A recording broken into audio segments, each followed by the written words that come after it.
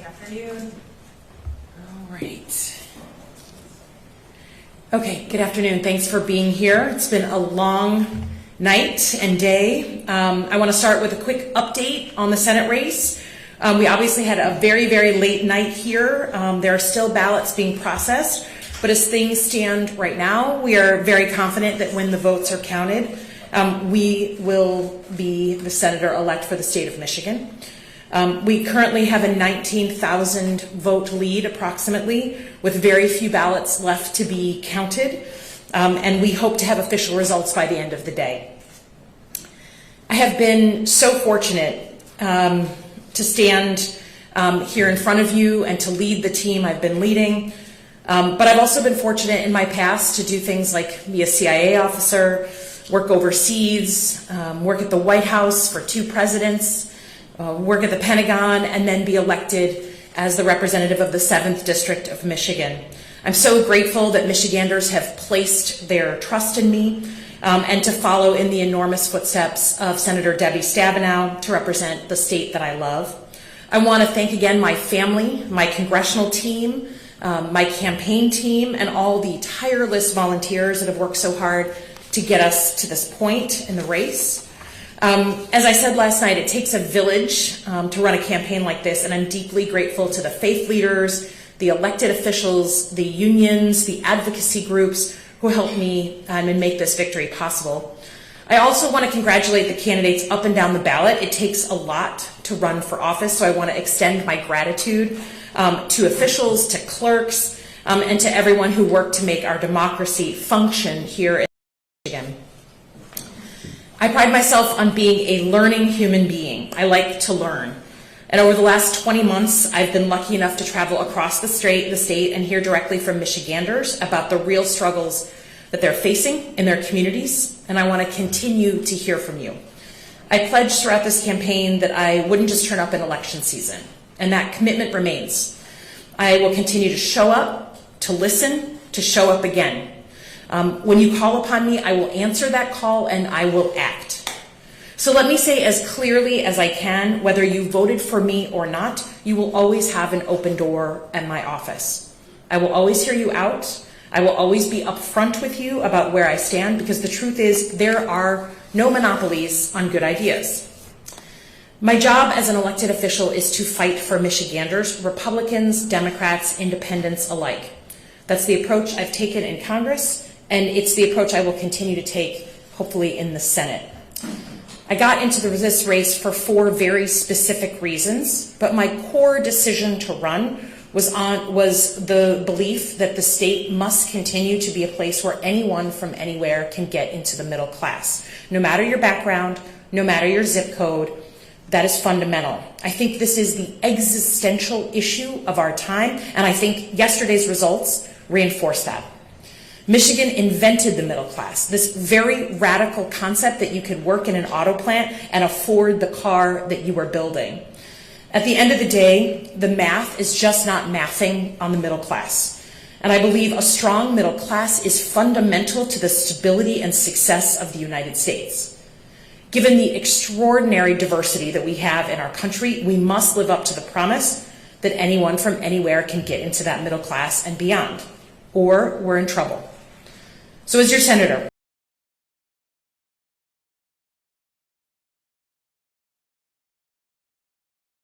tracking the costs that are eating the biggest bites out of people's budgets and creating a tax policy that lets Michiganders keep more of what they earn. A major part of making the middle class work in Michigan is specifically bringing supply chains back home from overseas. We must make more essential items here in the United States. It's essential for our economic security and for our national security. And while manufacturing is not the only thing we do in Michigan, it is our specialty. And it will be my job to make sure that no nation has a veto on our economic security. I also ran to protect our kids from the things that are truly harming them. Gun violence, which has so personally touched Michigan and so personally touched me, opioid and drug addiction, and what I call the diseases of despair, mental health issues. But just as fundamentally, I ran for the Senate to protect our rights and our democracy, including what I believe to be one of the fundamental flashpoint issues of our time, a woman's right to choose where and how she starts a family. Michigan has a really long history of being well represented in the U.S. Senate by leaders who were known for their decency, for their integrity, for their grit. I am very cognizant of the fact that if everything works, on January 3rd, I will be stepping into the shoes of one really amazing leader, my dear friend and mentor, Senator Debbie Stabenow.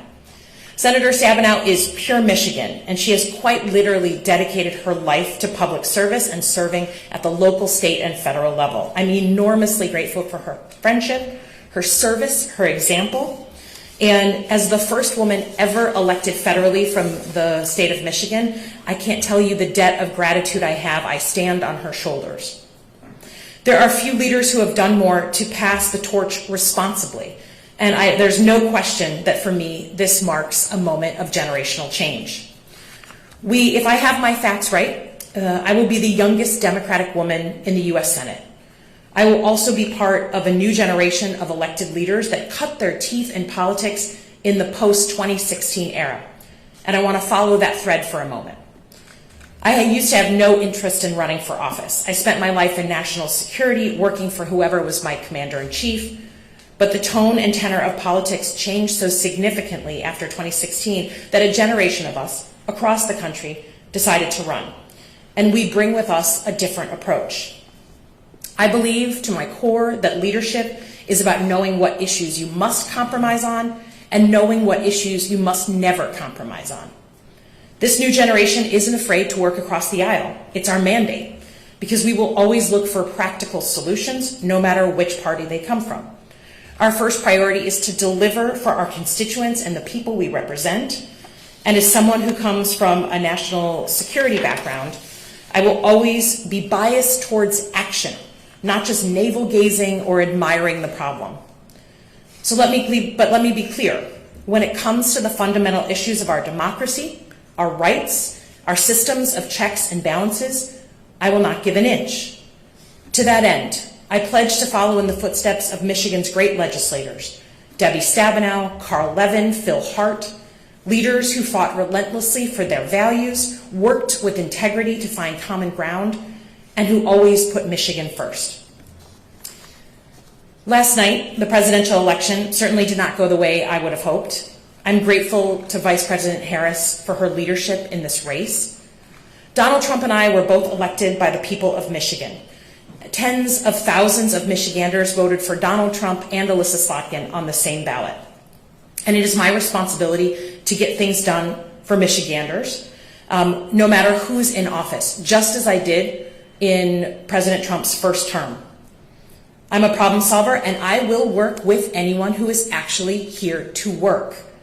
As your senator, that will always be my first priority. I wanted to end with a note about how we move forward as Michiganders and as Americans. We all know that it's been a tough election season and a number of years before that. I believe in my bones that America is at its best when we have two healthy parties that push and pull and debate on issues of policy and substance and make our laws better.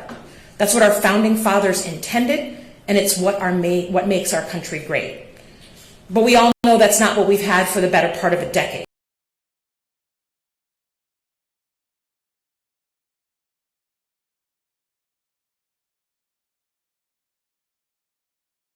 That we've been through difficult periods in our country's history before. This is not the first time that politics has created tension in the United States of America. We've always gotten through those periods with two things: engaged citizens and principled leaders.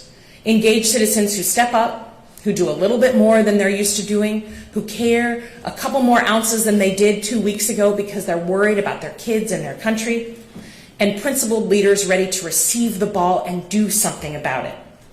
I want to thank my fellow Michiganders for being engaged citizens, for caring about what happens in your state and your country, and I will do everything in my power to be the principled leader that you deserve. Thank you very much, and I appreciate everyone coming out today. Thanks.